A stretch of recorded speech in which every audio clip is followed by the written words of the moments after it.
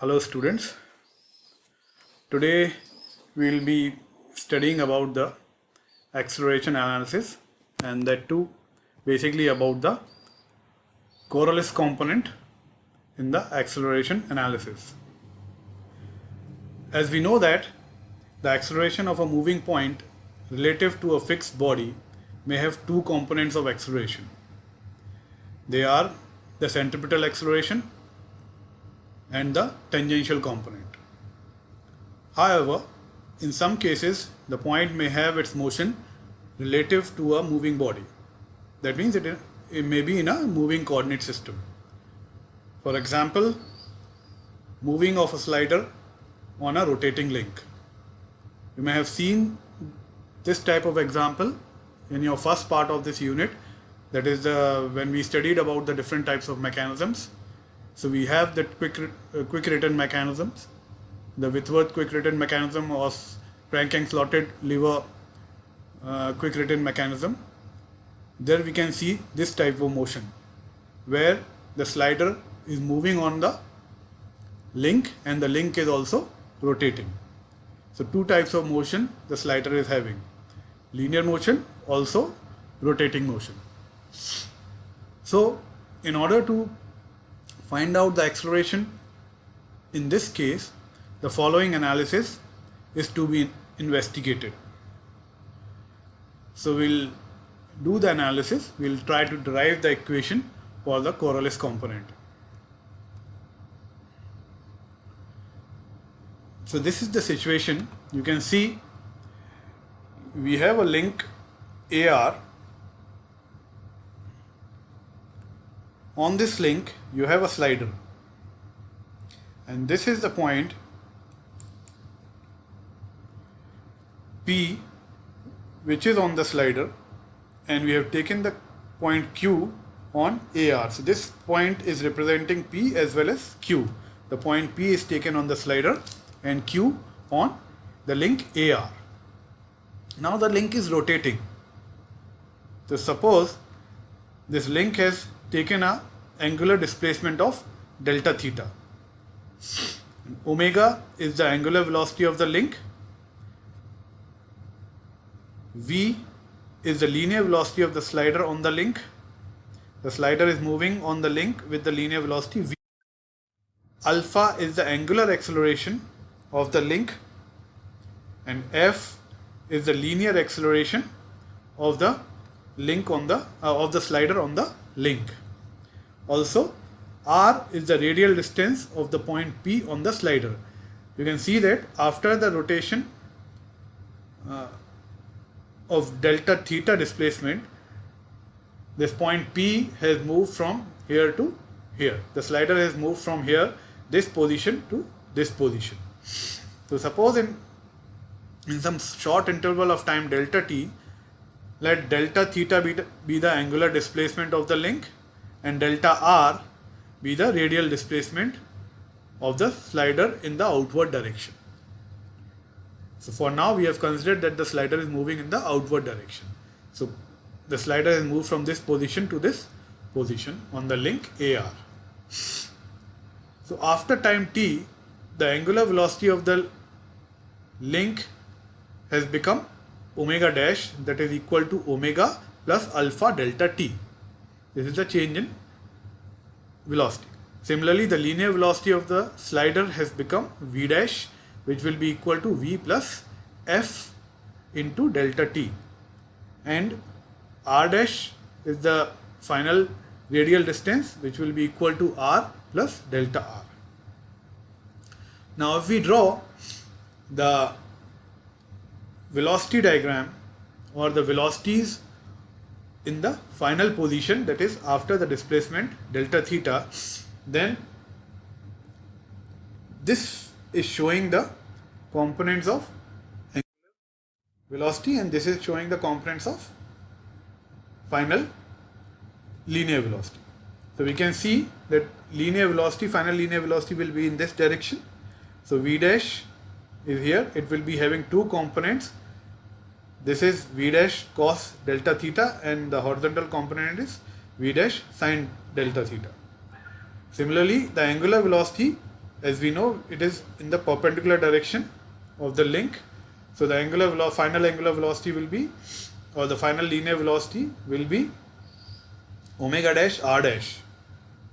This is in terms of, this is the final velocity of the link, and this was v dash was the final velocity of the slider. So omega dash r dash will be the final linear velocity of the link that will be perpendicular to the link, and it will also have two components, omega dash r dash cos delta theta, this is the horizontal component, and omega dash r dash sin delta theta is the vertical component.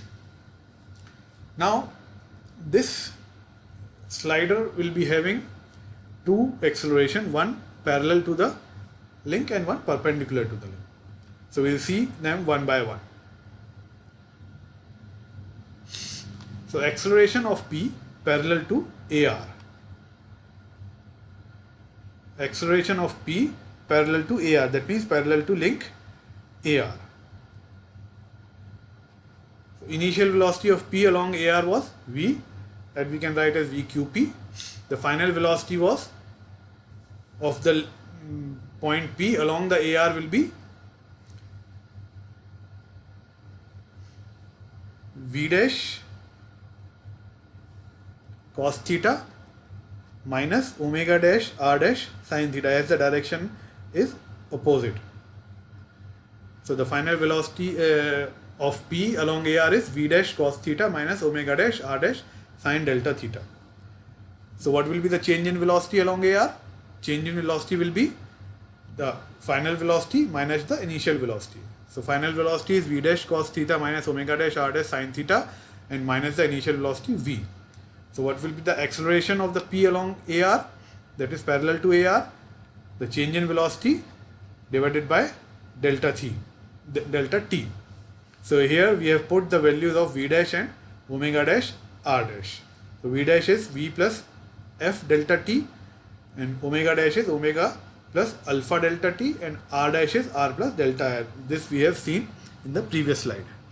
Now we'll take the limit as delta t tends to 0. Suppose the time interval is really small. So cos delta theta is tending to 1 and sin delta theta is tending to delta theta. So after replacing the value or taking the limit, we have the acceleration of the point P along AR, that is parallel to AR, will be f minus omega r d theta upon dt, and this can be written as f minus omega square r, as d theta upon dt is omega. So this we can write as f is the acceleration of the slider minus the centripetal acceleration. Omega square r is the centripetal component. So this is the acceleration of the P along AR in the radially outward direction. F will be negative if the slider has deceleration. It is quite obvious while moving in the outward direction, or has acceleration while moving in the inward direction. Now we will see the acceleration component and it perpendicular to AR. So acceleration of P perpendicular to AR. The initial velocity of P perpendicular to AR is omega r. This we have already seen in the first slide. The perpendicular velocity will be omega r perpendicular to this link AR, and the final velocity is omega dash r dash. So final velocity of P perpendicular to AR will be V dash sin delta theta plus omega dash r dash cos delta theta. So V dash sin delta theta plus omega dash r dash cos delta theta. So it will be addition because both are having the same direction. So this is the final velocity. So change in velocity will be again the final velocity minus the initial velocity. And similarly, as done previously, we can find out the acceleration perpendicular to AR, change in velocity divided by the time interval delta t. Again we have put the values of V dash, omega dash and r dash. Again we will take the limit delta t tends to 0. So we will get and if the delta t is tending to 0, the cos delta theta will be tending to 1 and sin delta theta will be tending to delta theta. So the acceleration of P perpendicular to AR will be V d theta upon dt plus omega d r upon dt plus r alpha. This can be written as v omega plus omega v plus r alpha. This finally gives us 2 omega v plus r alpha.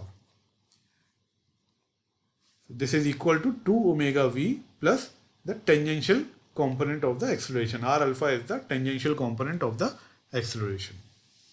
So this component 2 omega v is known as the Coriolis acceleration component. 2 omega v is the Coriolis component of the acceleration. So it will be positive if both omega and v are positive or negative. So the direction of the Coriolis component is perpendicular to the link obtained by rotating the radial velocity vector v through 90 degree in the direction of the link. Rotation of the link, sorry. So this is how we can find out the magnitude 2 omega v and the direction of the Coriolis component. So the total acceleration of p relative to a will be acceleration of p relative to q plus acceleration of q relative to a, or the acceleration of p parallel to ar plus acceleration of p perpendicular. So we can write this as f minus omega square r, this we have already calculated, and 2 omega v plus r alpha, this we have already calculated. This will be equal to f pq, this is the acceleration of p relative to q, and acceleration of q relative to a is r alpha minus omega r. This is the centripetal and the tangential component. So finally we have f acceleration of p relative to q will be f plus 2 omega v. That is the linear acceleration of the slider on the link plus the Coriolis component. This will be perpendicular to the link. This component is along the link, this is perpendicular to the link. So this is how we find out the total acceleration of p relative to a in the case when the slider is having linear as well as angular acceleration. So thank you very much for listening. Hope you have understood the concept of Coriolis component. Next, we will solve the problems in the next lecture. Thank you.